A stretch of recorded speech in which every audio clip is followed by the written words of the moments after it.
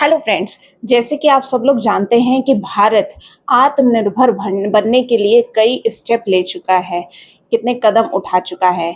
इसी ओर इसने एक और कदम उठाया है प्रलय मिसाइल डेवलप करके, जो कि भारत की Defence Research and Development Organisation के थ्रू डेवलप किया गया है in collaboration with Bharat Electronics Limited and Bharat Dynamics limited.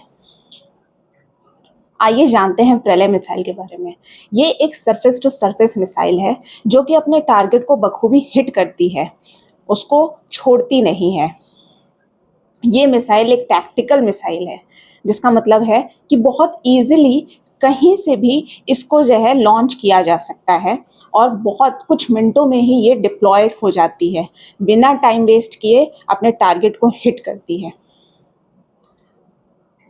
Basically इसका जो काम है वो बैटल फील्ड में यूज़ किया जाना है कि इन केस कि कभी ऐसी स्थिति उत्पन्न हो जाए कि युद्ध हो जाए तो उस टाइम पे इसका यूज़ किया जाएगा। इसीलिए इसको टैक्टिकल मिसाइल के नाम से भी बोला जाता है। क्यों ज़रूरी है ये और ये कहाँ से लॉन्च किया गया था? तो डीआरडीओ यानी Defence Research and Development Organisation ने इसके कई टेस्ट करवाए गए थे doctor APJ Abdul Kalam Island, जो कि जो है सिचुएटेड है उड़ीसा के कोस्ट पे।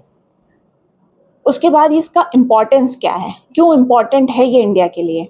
एक्चुअली जैसे कि आप सब लोग जानते ही होंगे कि जब हम चीज़ें मतलब खुद बनाते हैं तो भारत क्या कोई भी देश अगर अपनी चीज़ें खुद बनाएगा यानी इंडिजिनसली डेवलप करेगा किसी भी सिस्टम को या किसी भी वेपन को, तो वो स्ट्रॉन्ग ही नहीं, वो अपने आप को आत्मनिर्भर बनाता है और दूसरी चीज़ वो डिपेंडेंसी ख़त्म हो जाती है।